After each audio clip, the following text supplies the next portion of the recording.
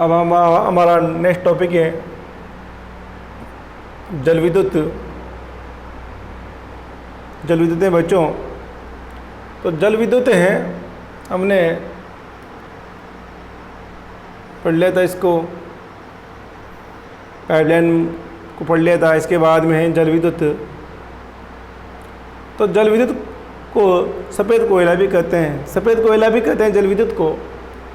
जल विद्युत को सफ़ेद कोयला भी कहते हैं। जल को ऊंचाई से गिराकर टरबाइन की सहायता से जल विद्युत का उत्पादन किया जाता है। आपको पता है नदियों पर बांध बनाया जाता है, फिर जल को ऊंचाई से गिराकर टरबाइन पर गिराया जाता है। फिर वो जब टरबाइन घूमती है तो घूमने की वजह से आर्मेचर के माध्यम से क्या होता है, विद्युत उत्पादन होता है।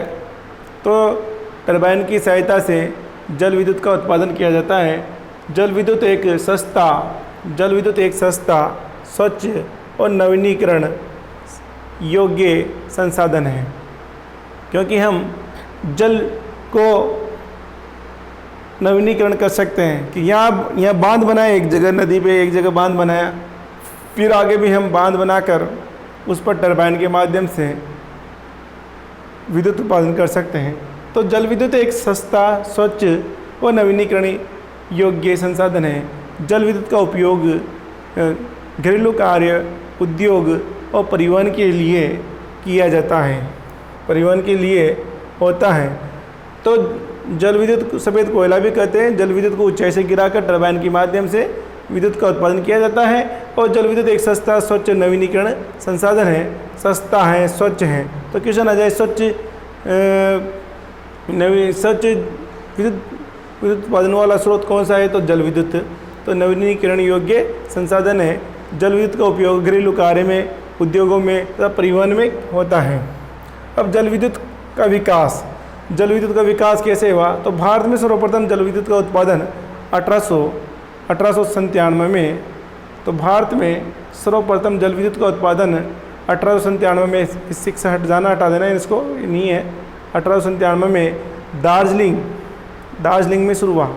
तो देखो बच्चों, दार्जिलिंग में, जो पश्चिम बंगाल में दार्जिलिंग, तो भारत में सर्वप्रथम जल विद्युत का उत्पादन 1897 में दार्जिलिंग में शुरू हुआ।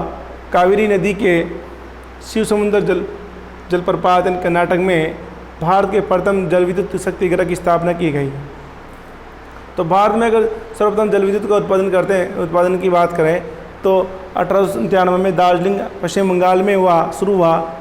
कावेरी नदी, फिर नेक्स्ट है कावेरी नदी के शिव समुद्र जलप्रपात यानी कर्नाटक में भारत के प्रथम जल विद्युत शक्ति गृह की स्थापना की गई। कावेरी नदी पर शिव समुद्र जलप्रपात है, ये कर्नाटक में स्थित है। तो भारत के प्रथम जल विद्युत शक्ति गृह की स्थापना की गई। और 1975 में राष्ट्रीय जल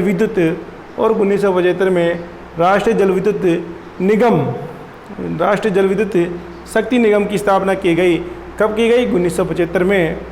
तो वर्तमान में 18 राज्य विद्युत बोर्ड स्थापित हैं। वर्तमान में 18 राज्य विद्युत बोर्ड स्थापित हैं। आगे देखते हैं विभिन्न राज्यों की प्रमुख परियोजना, विद्युत परियोजना। अब देखिए बच्चों, विभिन्न राज्यों में प्रमुख विद्युत परियोजना है, जैसे कि आंध्र प्रदेश में नागार्जुन सागर बांध परियोजना, निजाम सागर बांध परियोजना। नागार्जुन सागर जो बांध है वो कृष्णा नदी पर है। तो कृष्णा नदी पर नागार्जुन सागर बांध बनाए गए हैं और वहाँ पर जल विद्युत उत्पादन किया हो रहा है। निजाम सागर बांध परियोजना। पंजाब में बाखड़ा बांध से भी विद्युत का उत्पादन होता है। फिर उत्तराखंड में टिहरी बांध से उत्तराखंड में टिहरी। झारखंड में स्वर्णरेखा बांध, तो स्वर्णरेखा नदी पे बांध बनाए गए हैं और वहाँ से भी जल विद्युत उत्पादन होता है। राजस्थान में चंबल नदी पर राणा प्रताप सागर बांध, जवाहर सागर बांध, तो यहाँ से भी जल विद्युत उत्पादन हो रहा है। माई नदी पर माई बजा सागर बांध। उड़ीसा में माँ नदी पर हीराकुंड बांध जो सबलपुर के निकट स्थित है। हीराकुंड बांध उड़ीसा में माँ नदी पर स्थित है बच्चों। महाराष्ट्र में कोयना बांध कोयना नदी पर। कर्नाटक में कावेरी नदी पर शिव समुद्र बांध।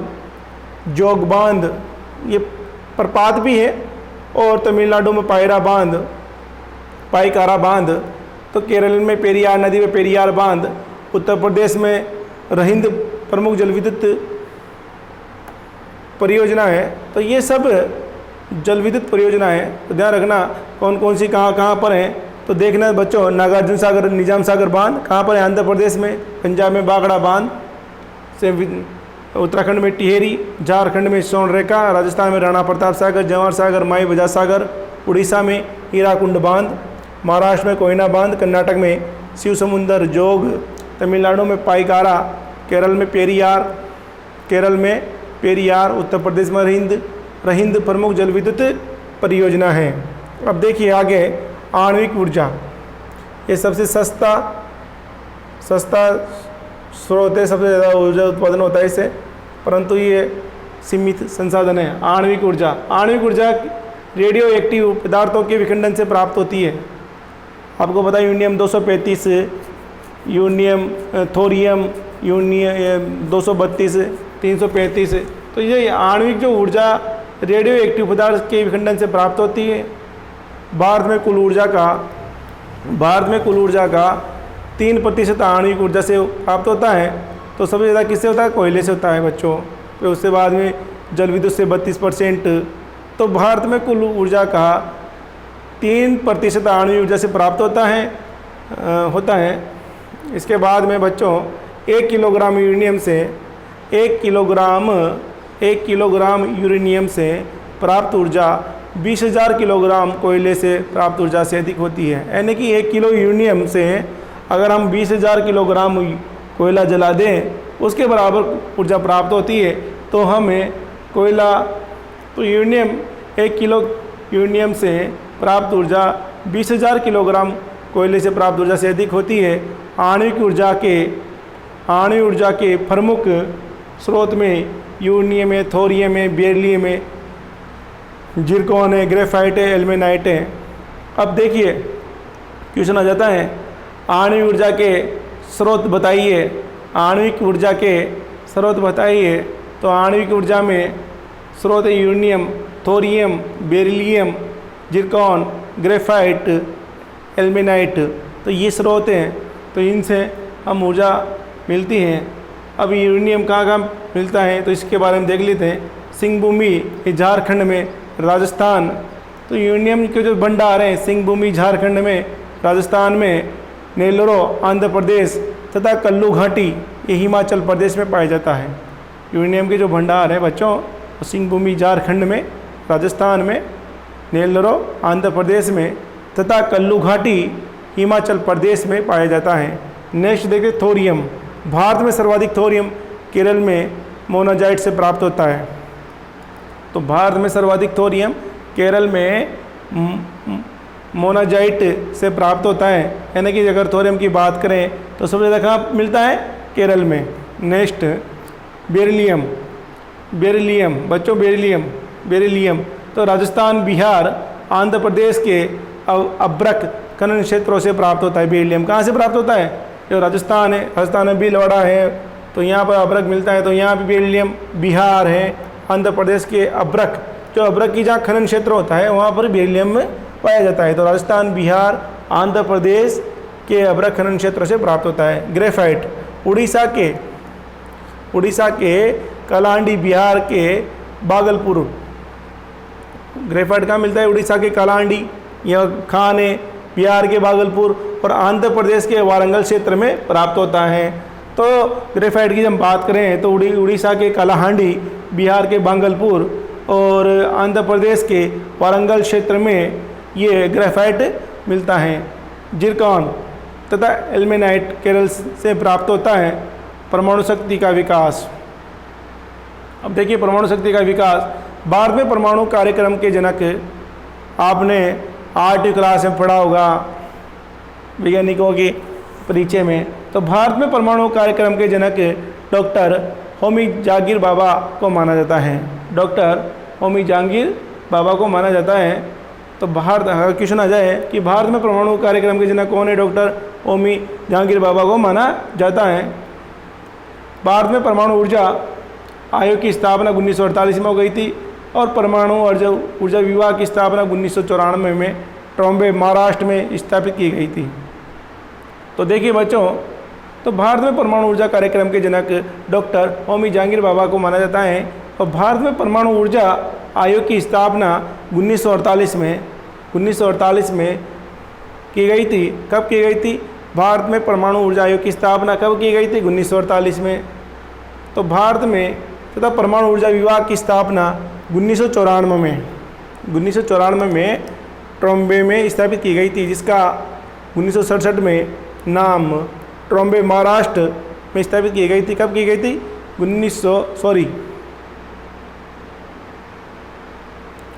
ये गलत है शायद, ये देखना पड़ेगा मुझे।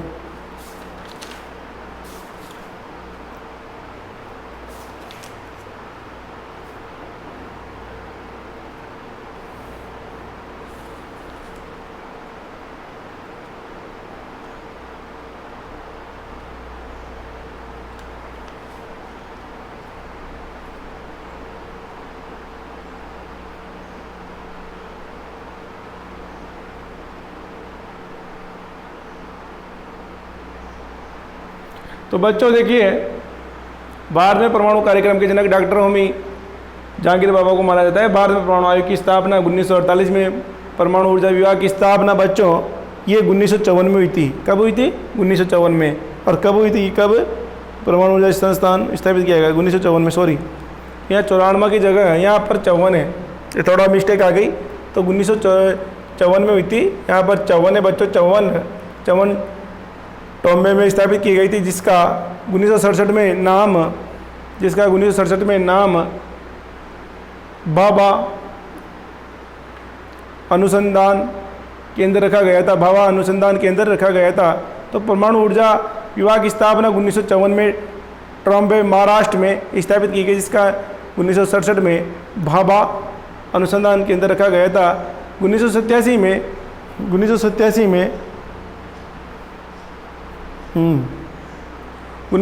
में भारतीय परमाणु विद्युत निगम की स्थापना की गई थी। 1987 में भारतीय परमाणु विद्युत निगम की स्थापना की गई थी। इसके अधीन 10 परमाणु शक्ति ग्रह और वर्तमान में 17 परमाणु रिएक्टर संचालित हैं, जिनकी उत्पादन क्षमता 4800 मेगावाट होगी शायद। 4800 मेगावाट, हाँ बिल्कुल 4800 मेगावाट है, जिसकी उत्पादन क्षमता 4800 मेगावाट है बच्चों, जिसकी उत्पादन क्षमता 4800 मेगावाट है। तो ध्यान रखना कि भारत में परमाणु कार्यक्रम के जनक डॉक्टर होमी जहांगीर भाभा को माना जाता है। भारत में परमाणु ऊर्जा आयोग की स्थापना 1948 में हुई थी। परमाणु ऊर्जा विभाग की स्थापना 1954 में ट्रॉम्बे में स्थापित की गई थी, जिसका 1967 में नाम भाभा अनुसंधान केंद्र रखा गया था। 1987 में भारतीय परमाणु विद्युत निगम की स्थापना की गई थी, जिसके अधीन 10 परमाणु शक्ति ग्रह हैं और वर्तमान में 17 परमाणु रिएक्टर संचालित है, जिनकी उत्पादन क्षमता 4800 मेगावाट हैं। आगे देखते हैं बच्चों, तो भारत के प्रमुख परमाणु विद्युत ग्रह। तो भारत में जो प्रमुख परमाणु विद्युत ग्रह हैं बच्चों,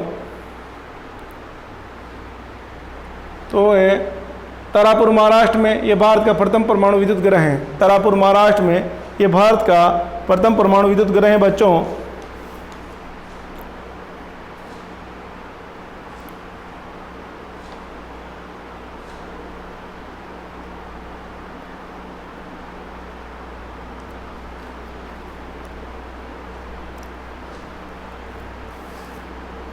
और इसकी स्थापना 1969 में की गई थी। तारापुर महाराष्ट्र में भारत का प्रथम परमाणु विद्युत ग्रह है।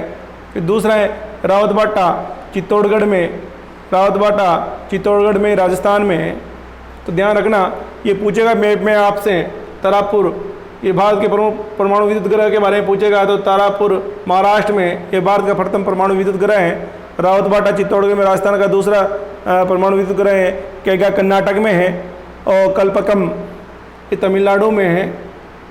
केगा कर्नाटक में है और कल्पकम ये तमिलनाडु में है। और कुंडन कुल्लम ये तमिलनाडु में 2 हैं, कल्पकम और कुंडन कुल्लम ये भी तमिलनाडु में है। नरोरा ये उत्तर प्रदेश में और काकरापारा है गुजरात आदि में है। तो ये है बच्चों जो कि तारापुर महाराष्ट्र में है बच्चों, और फिर ये रावतबाटा राजस्थान में, फिर कल्पकम ये तमिलनाडु में है, नरोरा उत्तर प्रदेश में है, फिर काकरापारा ये गुजरात में है, केगा कर्नाटक में है, फिर रावतबाटा फिर सेकंड राजस्थान में है, फिर तारापुर महाराष्ट्र में, केगा कर्नाटक में है। यह अलग अलग इकाइयाँ स्थापित की गई। तो ये आपके विद्युत ग्रह हैं, परमाणु विद्युत ग्रह हैं। तारापुर महाराष्ट्र में भारत का प्रथम परमाणु विद्युत ग्रह है, रावतबाटा चित्तौड़गढ़ में, ये राजस्थान में, केगा कर्नाटक में, कल्पकम तमिलनाडु में, कुंडनकुल्लम तमिलनाडु में, नरोरा उत्तर प्रदेश में, काकरापार ये गुजरात में है। तो ये है। अब देखिए गैर परंपरागत ऊर्जा के स्रोत, हमने अभी तक परंपरागत ऊर्जा के स्रोत पढ़ रहे थे, अब एक गैर परंपरागत ऊर्जा के स्रोत। भारत में 1982 में गैर परंपरागत ऊर्जा विभाग की स्थापना की गई थी। अब इसकी स्थापना के पीछे ये कारण था बच्चों, क्योंकि ये जो परंपरागत ऊर्जा की जो संसाधन है वो सीमित हैं, तो भारत ने इसके वैकल्पिक तौर पर गैर परंपरागत ऊर्जा संसाधनों के विकास के लिए इसकी स्थापना की गई थी। तो भारत में 1982 में गैर परंपरागत ऊर्जा विभाग की स्थापना की गई थी बच्चों। गैर परंपरागत ऊर्जा विभाग की स्थापना की गई थी 1982 में।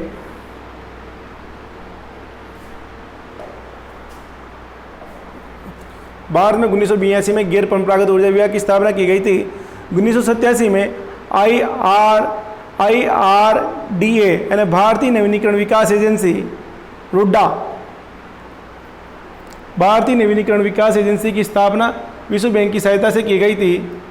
1987 में IRDA भारतीय नवीनीकरण विकास एजेंसी की स्थापना इसकी स्थापना 1987 में विश्व बैंक की सहायता से की गई थी। इसका प्रमुख कार्य गैर परंपरागत ऊर्जा स्रोतों का विकास और उपयोग के लिए योजना बनाना है। तो ध्यान रखना कि भारत में 1982 में गैर परंपरागत ऊर्जा विभाग की स्थापना की गई। ध्यान रखना, वेरी वेरी मोस्ट है। 1982 में गैर परंपरागत ऊर्जा विभाग की स्थापना की गई। 1987 में IRDA यानी भारतीय नवीनीकरण विकास एजेंसी की स्थापना की गई, और वो भी विश्व बैंक की सहायता से। किससे की सहायता से? विश्व बैंक की सहायता से। इसका प्रमुख कार्य है गैर परंपरागत ऊर्जा स्रोतों का विकास उपयोग के लिए योजना बनाना है। अब देखिए गैर परंपरागत ऊर्जा स्रोत में सबसे पहले है पवन ऊर्जा। भारत में पवन ऊर्जा की क्षमता 45,000 मेगावाट है। भारत का प्रथम पवन ऊर्जा संयंत्र 1986 में तमिलनाडु की तटीय क्षेत्र में स्थापित किया गया था। विश्व की दूसरी और एशिया का विशालतम पवन ऊर्जा संयंत्र तमिलनाडु के मुपडाल कन्याकुमारी में स्थित है। मुपडाल कन्याकुमारी में स्थित है। विश्व का सबसे बड़ा पवन ऊर्जा संयंत्र USA के कैलिफोर्निया में स्थित है। पवन ऊर्जा उत्पादन में तमिलनाडु प्रथमतः, राजस्थान का 5वां स्थान है। देखिए भारत में पवन ऊर्जा की क्षमता की बात करें तो 45,000 मेगावाट है। भारत में प्रथम पवन ऊर्जा संयंत्र 1986 में तमिलनाडु के तटीय क्षेत्र में स्थापित किया गया था। विश्व की दूसरी और एशिया का विशालतम पवन ऊर्जा संयंत्र तमिलनाडु के विश्व की दूसरी और एशिया का विशालतम पवन ऊर्जा संयंत्र तमिलनाडु के मुपडाल कन्याकुमारी में स्थित है। विश्व का सबसे बड़ा पवन ऊर्जा संयंत्र USA ने संयुक्त राज्य अमेरिका के कैलिफोर्निया में स्थित है। पवन ऊर्जा में तमिलनाडु का प्रथम और राजस्थान का 5वां स्थान है। तो गैर परंपरागत स्रोत में पवन ऊर्जा हो गया बच्चों। अब है सौर ऊर्जा। सूर्य से प्राप्त होने वाले प्रकाश का प्रयोग सौर ऊर्जा उत्पादन में किया जाता है। सूर्य से प्राप्त होने वाले प्रकाश का प्रयोग सौर ऊर्जा उत्पादन में किया जाता है, उसे सौर ऊर्जा कहते हैं। देखिए ऊर्जा का स्रोत ही सूर्य है। ऊर्जा का स्रोत क्या है? सूर्य ही तो है ऊर्जा का स्रोत, मुख्य स्रोत सूर्य है।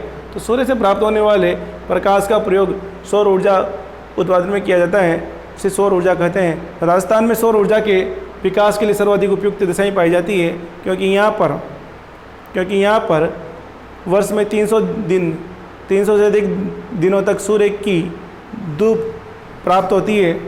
सौर ऊर्जा का प्रयोग पानी गर्म करने में, भोजन बनाने में, विद्युत उत्पादन में किया जाता है। अब देखिए सौर ऊर्जा के लिए अगर हम 28 राज्यों में से अगर एक राज्य चुनना है तो राजस्थान, क्योंकि यहाँ 300 दिन धूप से भरे हैं, तो ये राजस्थान सौर ऊर्जा के लिए अच्छा राज्य है उत्पादन के लिए। सौर फोटोवोल्टिक प्रौद्योगिकी से सौर ऊर्जा को सीधे ही बिजली में परिवर्तित किया जाता है। विश्व की सबसे बड़ी सौर ऊर्जा से भोजन बनाने की प्रणाली तिरुपति बालाजी आंध्र प्रदेश सबसे बड़ा सौर ऊर्जा वाटर हीटर ब्रिटिश पिलानी में स्थित है। ब्रिटिश पिलानी झुंझुनू में स्थित है। सबसे बड़ा सौर ऊर्जा वाटर हीटर ब्रिटिश पिलानी में स्थित है। सौर ऊर्जा के विकास के लिए जवाहरलाल नेहरू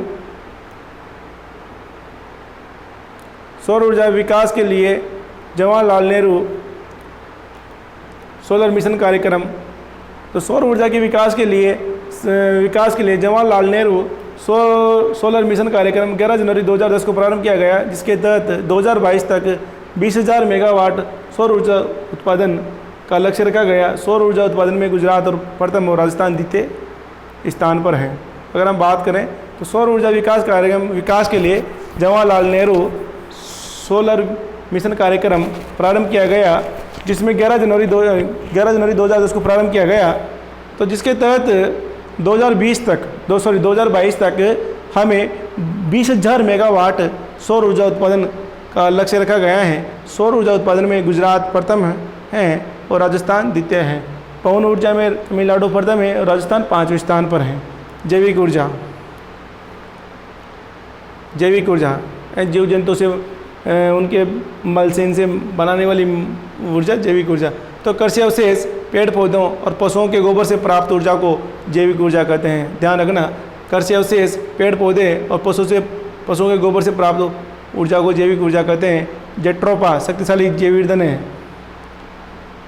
यानी कि जेट्रोपा शक्तिशाली जैव ईंधन है जिससे बायोडीजल प्राप्त किया जाता है। यानी कि जेट्रोपा जो वनस्पति है जिससे नरोजी जहाँ पर अनकमांड एरिया है, जहाँ पथरीली भूमि है, वहाँ पर लगा दिया जाता है, जिससे कि जेट्रोपा जिससे शक्तिशाली जैव ईंधन है जिससे कि बायोडीजल प्राप्त किया जाता है। जो ऊर्जा का उपयोग खाना बनाने में, उष्णता प्राप्त करने में किया जाता है। प्रमुख जैव ऊर्जा संयंत्र तानुकू आंध्र प्रदेश में, फैजाबाद उत्तर प्रदेश में, अकलेश्वर गुजरात में और बेलगाम कर्नाटक में स्थित है। अब बच्चों कृषि, पहले नेक्स्ट टॉपिक में पढ़ेंगे कृषि। धन्यवाद।